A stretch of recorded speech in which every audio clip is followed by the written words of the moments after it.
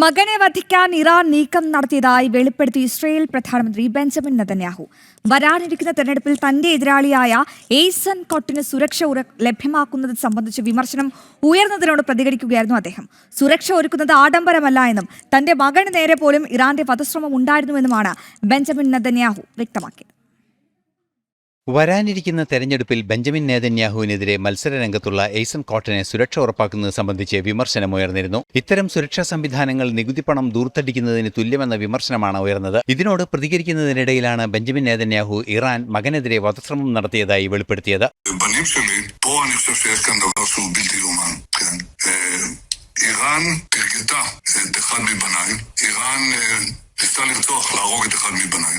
രഹസ്യാന്വേഷണ സുരക്ഷാ വിഭാഗമാണ് ഇത്തരത്തിൽ സംരക്ഷണം ഒരുക്കുന്നത്. ഇത്തരം സംരക്ഷണങ്ങൾ ഒരു ആഡംബരമല്ലെന്നും അനിവാര്യതയെന്നുമാണ് ബെഞ്ചമിൻ നെതന്യാഹു വ്യക്തമാക്കിയത്. യുഎസിൽ കഴിഞ്ഞിരുന്ന നെതന്യാഹുവിന്റെ മകനെ ഇസ്രയേൽ ആഭ്യന്തര സുരക്ഷാ വിഭാഗം സംരക്ഷണം ഒരുക്കിയിരുന്നു. സുരക്ഷ ഒരുക്കിയതിന് പിന്നിലെ വസ്തുതയാണ് ഇപ്പോൾ ഇസ്രയേൽ പ്രധാനമന്ത്രി വെളിപ്പെടുത്തിയിരിക്കുന്നത്. ഇന്റർനാഷണൽ ഡെസ്ക്, ജനം.